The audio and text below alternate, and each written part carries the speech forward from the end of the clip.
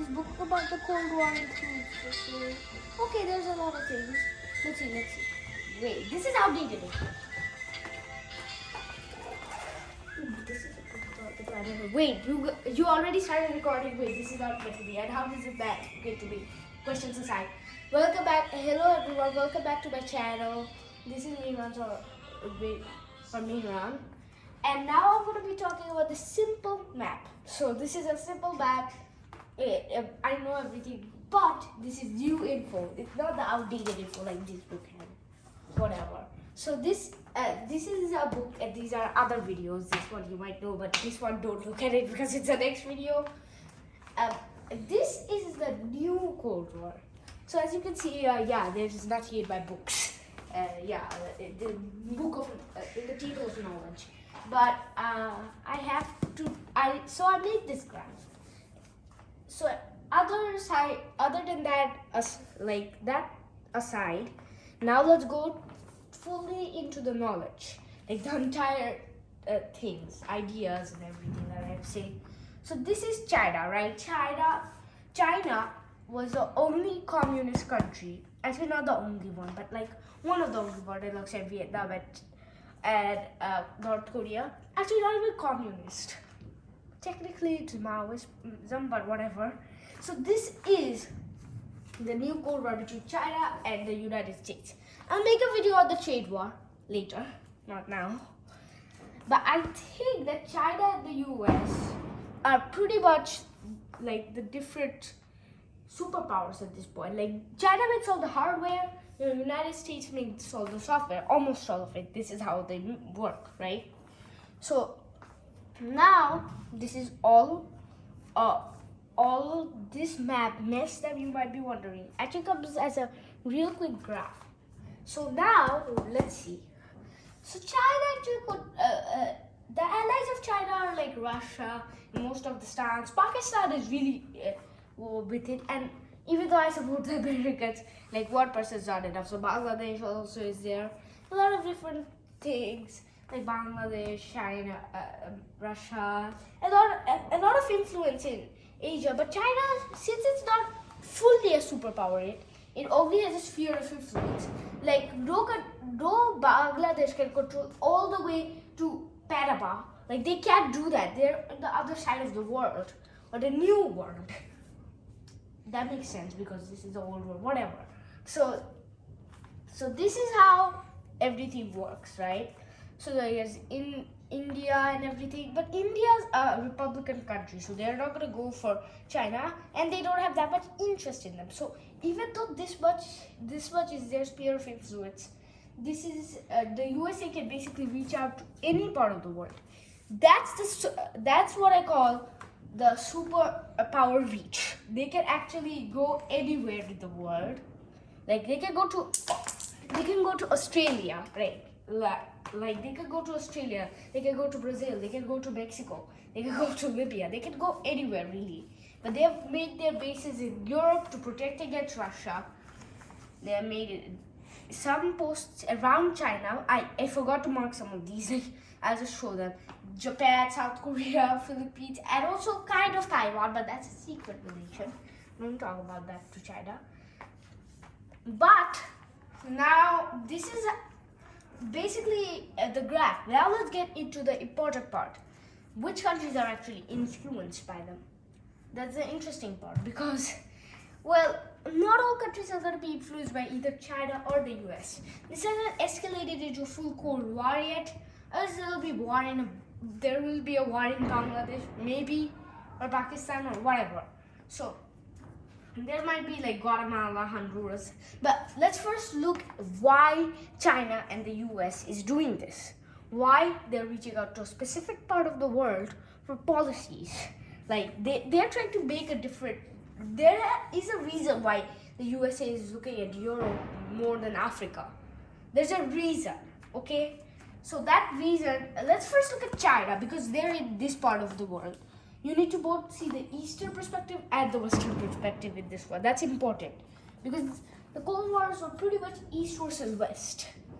Okay, so that is the reason. But this is how it will work. So China has reached out to Pakistan because India, their neighbor, is really hating them, and Pakistan is really hating them because of the Muslim independence thing, where at the Kashmir dispute, there's a lot of different disputes between them, but this essentially made Pakistan choose a choice between Iran, Afghanistan, which are already fighting the Taliban war and they don't want to cooperate.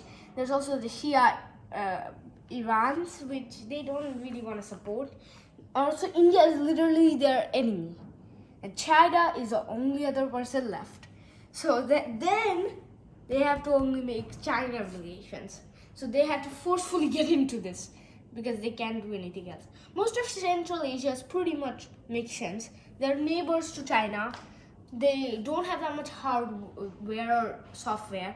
They don't really get much of anything. They're gonna be pretty much neutral, but they are more leaned to the Chinese, even though they're smaller. Russia is literally their best friends. Like, they hate the US, not necessarily, but they hated the US back then, and now China is making a coalition against the United States. Well, they're about to join them. That makes complete sense. So then there's also Colombia, which kind of wanna lean to the Chinese side because of the US thingy dictatorship in 1900s. Yeah, but this basically makes a lot of different things happen. This makes the US want to make more bases around Asia, like countries that they want to stay at, and not make them lean away from them, like the Saudi Arabia, which after the Israeli tensions happened, and now this entire situation is led the US to kind of make bases in Africa, because Africa has way more Chinese people, Chinese supporters.